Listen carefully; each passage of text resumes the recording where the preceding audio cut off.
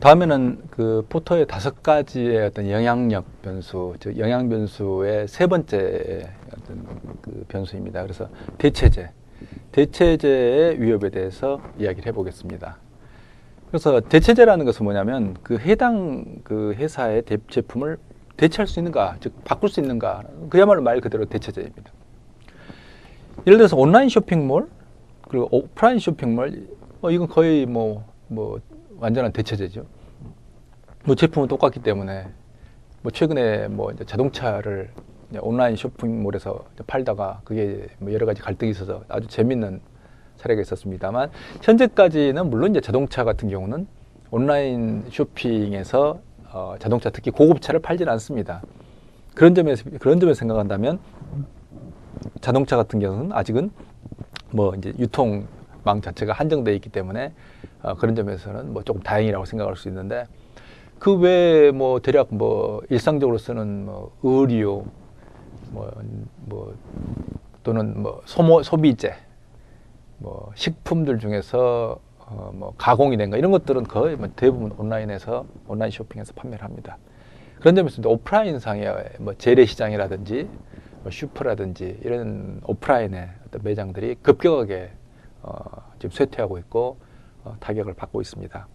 그래서 미국의 어떤 시장조사 기관 같은 경우는 뭐 한 향후 10년 이내에 오프라인 상의 극히 소수의 매장을 제외하고는 오프라인 상의 그런 슈퍼나 이런 것들을 소멸할 것이다 라고 있는데, 물론 이제 편의점이나 이런 건 생존을 하겠지만 뭐 그래서 온라인이 오프라인과 완전히 지금 대체가 되는 이런 상황이 좀 되고 있습니다. 쇼핑에 있어서. 즉, 그다음에 버스하고 지하철도 우리가 이제 대체제라고 생각할 수 있습니다. 예를 들어서 뭐 버스 가다가 막히면 내려서 지하철을 타거나, 또는 뭐 지하철보다 밤 늦은 시간에 지하철보다 버스가 빠르면 버스를 타거나, 이런 것들이 뭐 일상적으로 일어날 수 있습니다. 소주하고 맥주도 우리가 대체제라고 생각할 수 있습니다. 그래서 경우에 따라서는 뭐 상대적으로 이제 맥주 가격이 비싸면 소주로 오기도 하고요. 그리고 뭐 최근에 이제 소주가 생산량을, 그러니까 이 음주량을 뭐 느리게 뭐 소주 회사가 뭐 그렇게 일부러 뭐 했는지 잘 모르겠습니다만, 어쨌든 결과적으로 소주의 도수가 떨어지면서 지금 뭐 17.5도 뭐 또는 15도 이렇게까지 떨어지면서 결국에는 음주 양이 늘어나는, 그 술 마시는 사람들이 예전에 한 병 마시다가 2병 마시고 이런 일이 지금 발생을 하고 있습니다. 그런 점에서는 소주가 맥주 시장에 근접하고 있다고 생각할 수도 있습니다. 그래서 그런 게 아주 재미있는 게 있고요. 그리고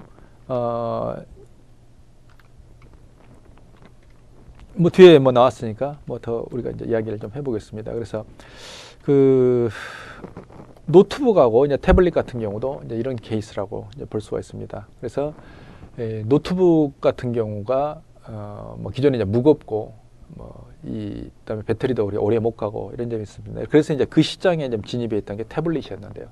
태블릿이 최근에 좀 하락세에 접어들었습니다. 왜냐하면 노트북이 태블릿에 그런 어떤 상대적으로 가지고 있던 약점들을 보완해 가지고 가볍게 만들 경량화에 성공해 있고, 그리고 배터리 즉 이용 시간을 좀 더 길게 했고, 그리고 터치형의 어떤 노트북도 나오면서 결국에는 태블릿의 공세를 어느 정도 좀 방어하는 이런 형태의 어떤 제품, 그러니까 수비에 성공한 거죠. 그러면 결과적으로는 태블릿이 이제 인터페이스가 지금 결국은 키보드나 이런 게 없기 때문에 인터페이스가 좀 약합니다만, 그런 점을 오히려 반대로 역공에 들어가면서 태블릿 시장이 상대적으로 위축되고 노트북이 방어에 성공하면서 좀 다시 확대되는 이런 어떤 재미있는 양상이 나타나고 있습니다. 그래서 대체제라는 것은 이렇게 두 가지의 서로가 대체할 수 있는 상품이 서로가 공격과 수비를 좀 즉 공격과 방어죠. 이걸 좀 반복하면서 서로가 서로 좀 업그레이드가 되는 이런 재미있는 어떤 모습을 좀 보여주고 있습니다.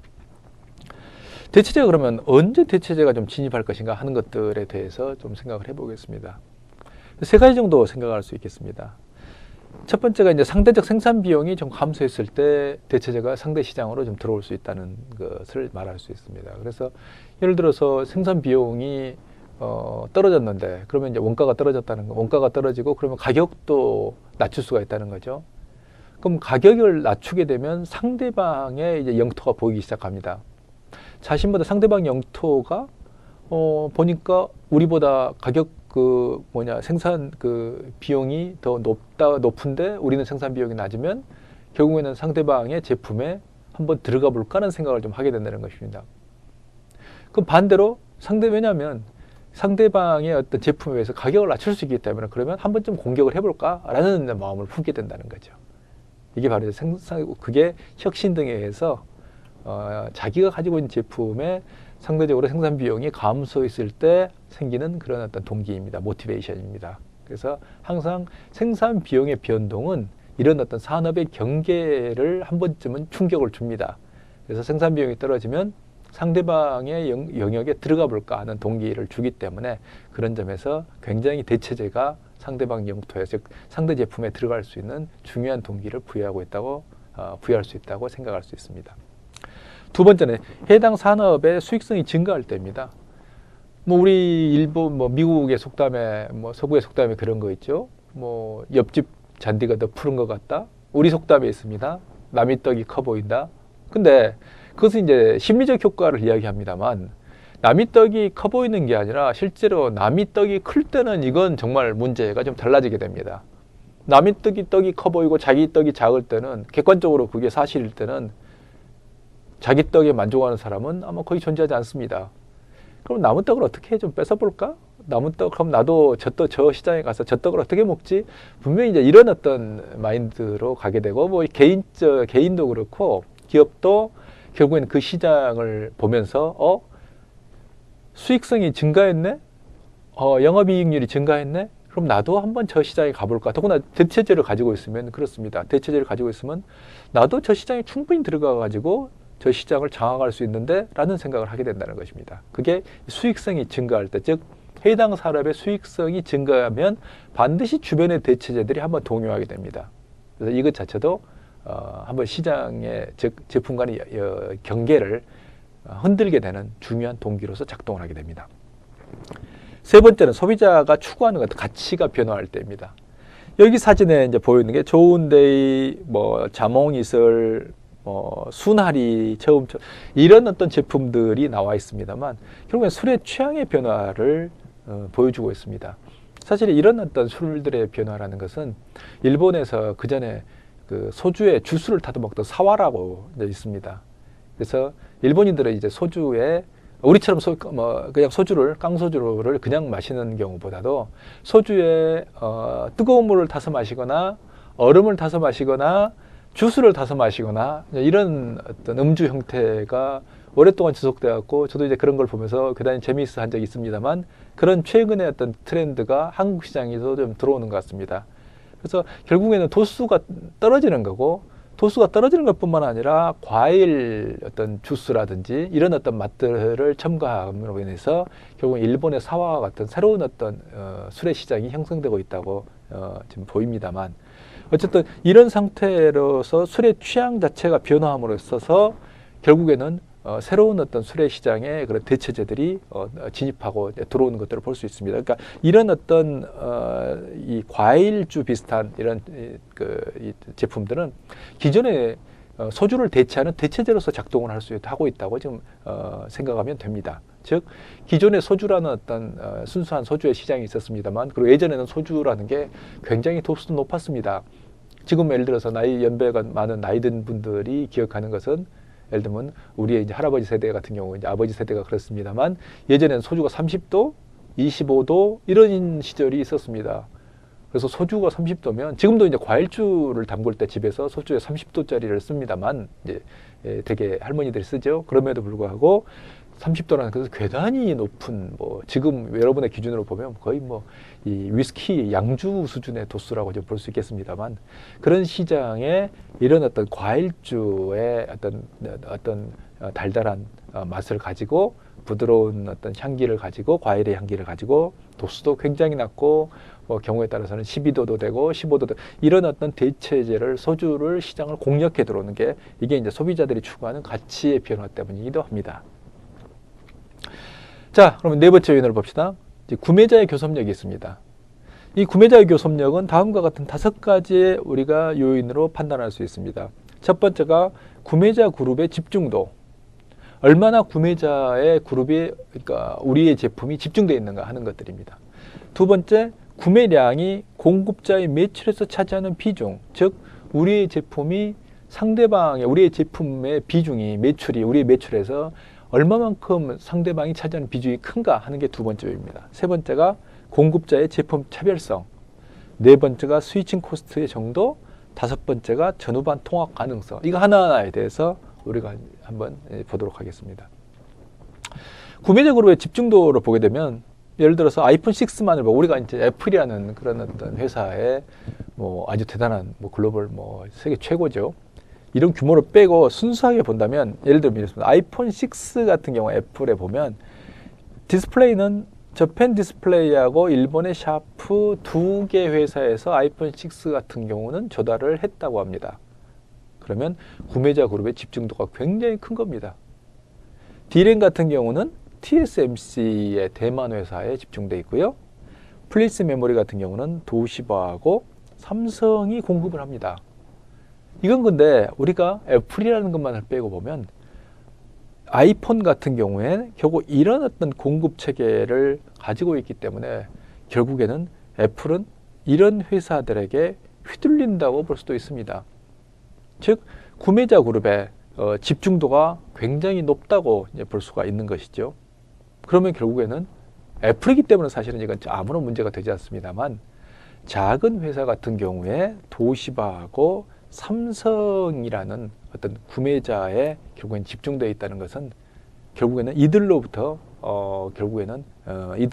이들로부터 산다는 것은 결국에는 굉장히 취약하다는 걸 말합니다. 즉 이들의 영향을 받기 쉽다는 것을 의미하고 있습니다.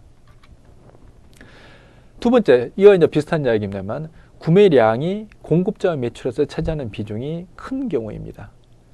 현대모비스라는 회사의 내부 거래 금액을 보니까 결국에는 매출액이 한 14조 정도 됩니다. 14조. 근데 내부 거래 비중이 81%가 됩니다. 현대모비스는 현대자동차의 부품을 생산하는 그런 회사입니다. 이게 이제 현대모비스의 홈페이지입니다. 그래서 특히 자동차에 들어가는 예를 들어서 밑에 보면 이제 이런 게 나옵니다만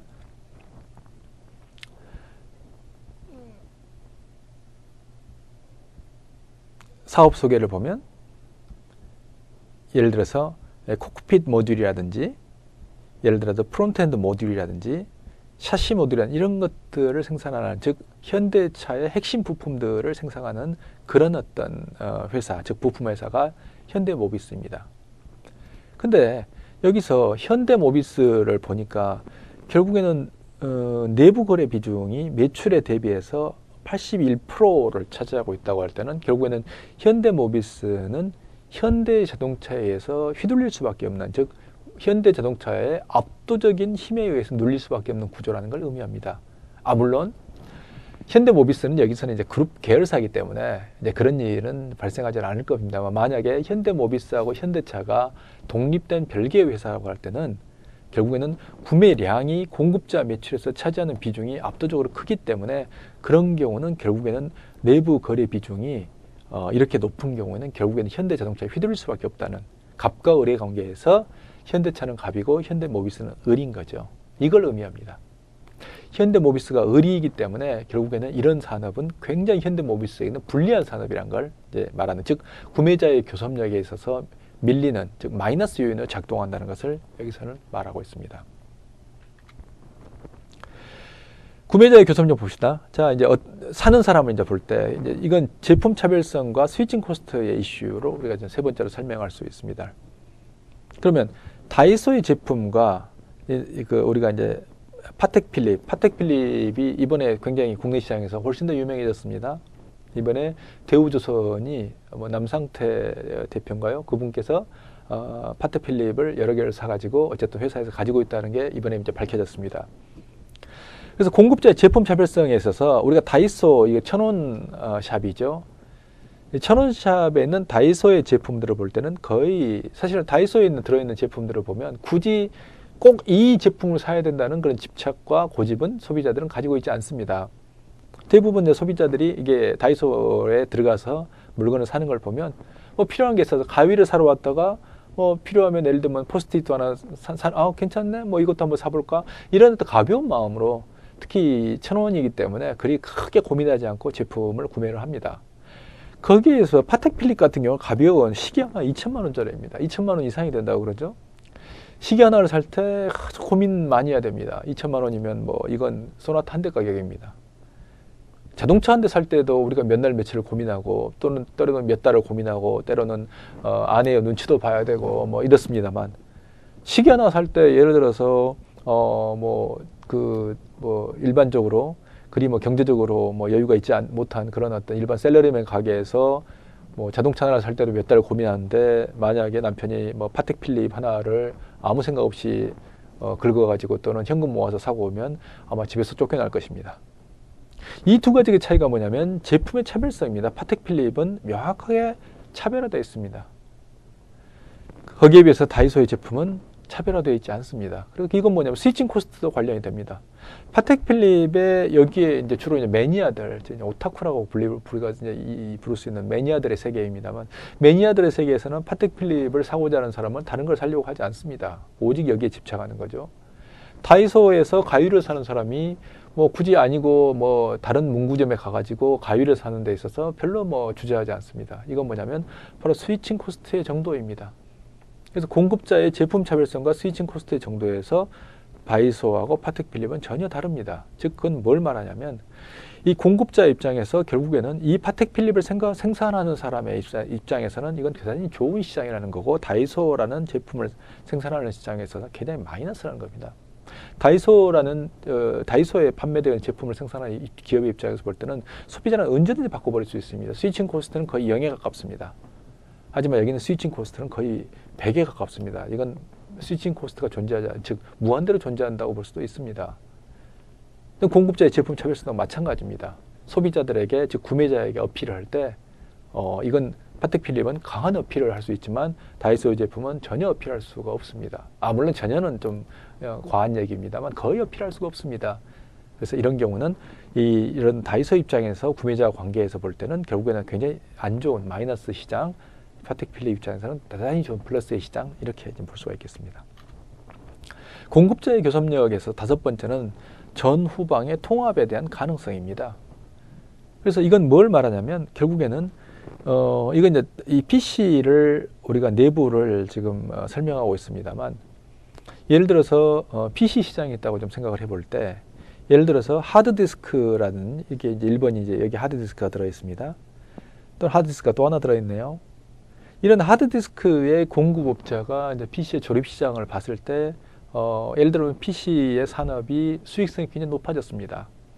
그럼 하드디스크를 생산하는 기업 입장에서는 어떤 생각을 하냐면 이 시장에 들어갈 수 있을까 없을까를 한 번쯤 생각을 해보겠죠. 근데 내부를 보면 이건 이제 이 모듈러 아키텍처라고 부르는 어떤 구조입니다만 이건 누구든지 여러분이나 나 같은 사람도 뭐 한 며칠만 배우면 조립이 가능한 그래서 용산전자상가에는 이런 어떤 작은 업체들이 굉장히 많이 있습니다. 지금도 저가의 조립형 PC들이 많이 나오고 있습니다. 즉 개별 어떤 가게가 조립해서 공급을 하는 이런 어떤 제품들이죠. 그럼 보니까 이게 별로 제품 이런 부품들을 그래픽 카드도 그렇고요. CPU도 그렇고요. 이런 것들을 모아서 조립을 하면 그리 어렵지 않다는 것을 알게 됩니다. 그럼 뭐냐면 하드디스크를 생산하는 회사가 이 회사의 즉 이 PC 조립 시장에 쉽게 들어올 수 있다는 이야기입니다. 그건 뭐냐면 제품의 전후방 통합 가능성이 굉장히 높아진다는 이야기입니다. 즉 맘만 먹으면 쉽게 들어올 수 있다는 이야기입니다. 이런 산업은 안 좋은 산업이라고 포터는 설명을 합니다. 즉 제품의 전후방 가능성이 높다는 것은 항상 부품 업체들에 의해서 위협받을 수 있는 시장이라는 것입니다. 그러면 결국에는 위협받을 수 있기 때문에 끊임없이 시장에 있어서 진입이 이루어지는 거고 평균 수익률은 낮아지는 거고 이런 걸 말하는 겁니다. 그래서 결국에는 이 구매자의 교섭력에 있어서 결국에 다섯 번째 전후방 통합 가능성이 높은 시장 같은 경우는 이런 어떤 마이너스 좋지 않은 시장이라고 우리가 판단할 수가 있겠습니다. 공급자의 교섭력이라는 것은 부품이라든지 원료를 공급하는 사람들과의 바게닝 파워는 4번의 상황과 반대의 상황입니다. 그래서 반대 상황으로 이해를 해주시면 되겠습니다. 그래서 4번의 상황에 있어서는 구매자 입장에서는 예를 들어서 자신이 어떤 걸 구매자에게 파는, 즉 고객에게 파는 입장에서 우리가 생각을 해봤습니다. 여기는 반대로 자기가 고객이 돼서 제품이나 원료를 살 때, 즉 제품이나 원료를 살 때 제품의 원료를 파는 사람이 갑일 경우에, 강할 경우에는 불리하게 된 상황이고, 자신이 갑이 입장에 있을 때는 유리한 상황이라는 것을 생각하시면 되겠습니다.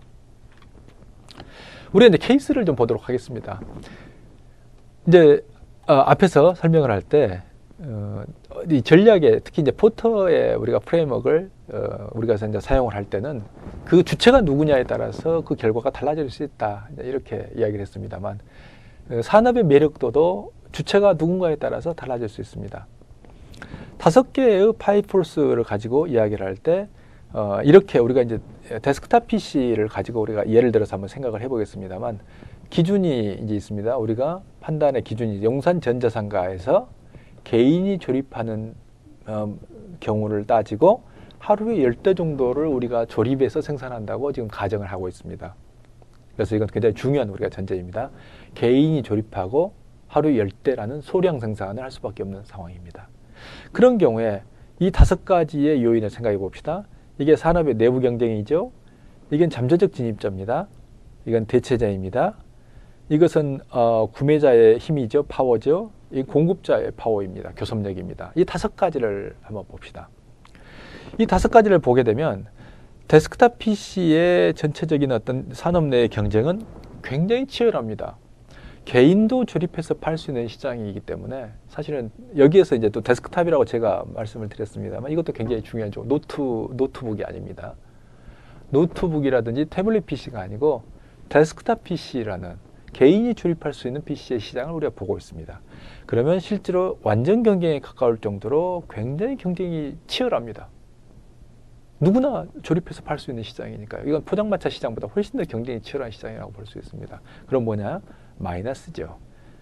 산업 내부 경쟁은 경쟁이 치열하기 때문에 산업의 매력도는 떨어집니다. 마이너스입니다.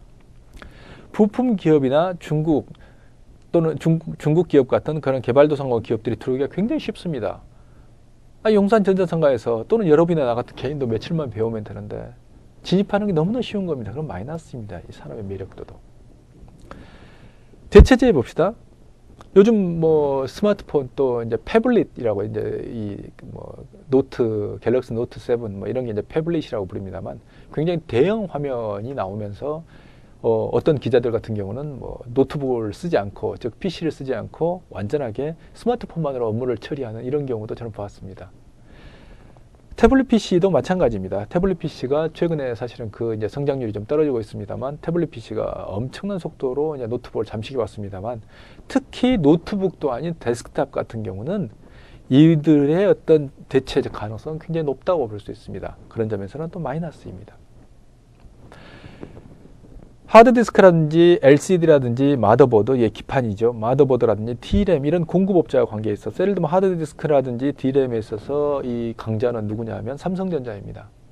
이런 삼성전자의 입장에서 볼 때, 예를 들면 여러분이나 내가 조립해서 하루에 10대 정도 팔겠습니다. 그래서 하드디스크 뭐 예를 들어서 한 50대 정도 필요합니다.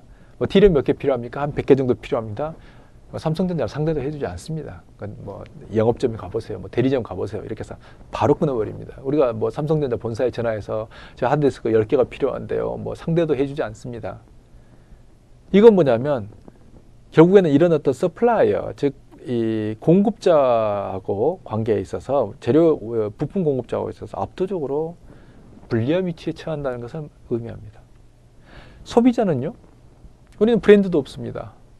소비자는 또 가격에 굉장히 예민합니다. 얼마든지 대체할 수 있습니다. 널려 있습니다. 그럼 소비자는 굉장히 강해집니다. 가격가 주지 않으면 안 사겠어요? 라고 바로 이야기할 수 있습니다. 이런 경우는 또 마이너스입니다. 그럼 결국에는 이 산업은 어떻게 봐야 될까요? 즉 용산전자상가에서 개인이 조립하는 그런 PC 같은 산업에는 여러분이나 나 같은 사람 또는 기업의 입장에서 이걸 볼 때는 이런 사람은 5개의 요인 자체가 다 마이너스로 되어 있기 때문에 산업에 대한 매력도는 최악의 상황이고, 결국에는 이 산업은 들어가지 않는 게 좋고 들어있는 사람 같은 경우는 바로 철수하는 게 좋다는 결론에 이르게 됩니다. 이게 포터의 기본 프레임워크에 의한 사고방식입니다. 다음 볼까요? 데스크탑 PC를 이제 우리가 삼성의 그 케이스를 역시 보겠습니다. 근데 삼성전자입니다. 하루에 10만 대를 생산합니다. 이런 경우에 어떻게 할 건가 하는 것들을 좀 판단을 해보겠습니다. 내부 경쟁은 굉장히 치열합니다. 똑같습니다. 이건 삼성전자에 있어서도. 스마트폰이나 태블릿 PC 이것도 역시 대체할 수 있습니다. 데스크탑 PC이기 때문에. 부품업체나 중국 등 뭐 용산전자상가의 개인도 들어올 수 있습니다. 여전히 마이너스입니다. 근데 하루에 10만 대라는 볼륨, 그럼 몇만 대인가요? 한 달이면 300만 대. 1년이면 얼마인가요? 약 4천만 대죠. 4천만 대의 볼륨을 가지고 있는 데스크탑의 생산업자에게는 이런 부품을 생산하고 있는 부품 공급업체하고 관계에서 볼 때는 이건 경쟁력을, 즉 갑과 을의 위치에서 갑의 위치에 서게 됩니다. 발주량이 다릅니다. 그래서 이건 플러스라고 볼 수가 있습니다. 소비자는 이건 좀 애매합니다. 삼성전자의 브랜드를 가지고 있기 때문에 신뢰성을 가지고 있지만 가격 경쟁력에 역시 휘말려 있습니다. 그래서 이건 사실은 플러스일 수도 있고 마이너스일 수도 있고 조금 애매하지만, 그래서 소비자에게 이건 예를 들면 강력한 브랜드를 어필할 수 있다는 점에서는 플러스도 있지만 여전히 가격 경쟁력에 말려 있다는 점에 있어서는 마이너스로 볼 수가 있습니다. 그래서 이건 플러스일 수도 있고 마이너스일 수도 있고 두 가지의 가능성을 우리가 다 열어두고 생각을 해볼 필요가 있겠습니다. 근데 일반적으로는 최근에 삼성전자의 어떤 데스크탑 사업 자체가 이런 어떤 너무나 시장 자체가 경쟁이 치열하기 때문에 사실 그 중국 업체와 관계가 있기 때문에 이건 사실은 플러스라기보다는 마이너스의 요소가 좀 강하다고 볼 수 있습니다. 그러면 뭐냐면 삼성 입장에서도 볼 때도, 전자 입장에서 볼 때는 데스크탑만을 보게 되면 하나의, 즉 이 공급자하고 관계에 있어서만 플러스고 나머지는 다 마이너스 요인입니다. 그러면 삼성전자의 데스크탑 자체에서도 이건 수익성이 떨어지는 거고 산업 매력도가 떨어지는 거고 이것도 철수하는 게 맞다는 결론이 나오는 것입니다. 즉 삼성전자라는 글로벌 대기업의 입장에서도 데스크탑 PC 시장은 매력도가 낮다는 것입니다. 이런 어떤 결과인지는 모르겠습니다만 삼성전자의 PC 출하량 추이를 쭉 봤습니다만 2015년까지 이건 그 추정치입니다만 쭉 보면 2012년에 1,500만 대를 기점으로 인해서 아주 하락하기 시작하고 있고 2014년도에 600만 대, 2015년도에 350만 대, 거의 한 4분의 1 정도 또는 5분의 1 정도의 수준까지 떨어져 있는 걸 볼 수 있습니다. 이건 뭐냐면 이 상태로 쭉 떨어지고 있다는 것은 삼성전자가 앞에서 이야기했던 이 바로 산업의 매력도에 있어서 바로 이 산업의 경쟁 구도에 휘말리고 있는 것이고, 결국에는 삼성전자도 이렇게 되면 철수할 것이냐 남아있을 것이냐, 즉 산업에서 철수를 고민할 수밖에 없는 상황이 이미 와 있다고 볼 수가 있는 것입니다. 그런 점에서 이 삼성전자가 직면해 있는, 즉 데스크탑 PC만을 놓고 볼 때 아마 여기에는 지금 데스크탑 PC하고 노트북이 아마 섞여 있다고 좀 볼 수가 있겠습니다만, 그런 점에서 이미 삼성에 있어서의 데스크탑 PC의 그런 어떤 매력도라는 것은 이미 별 그다지 매력이 없는, 그래서 신속하게 좀 산업으로부터 철수해야 되는 이런 상황이라고 좀 볼 수가 있겠습니다.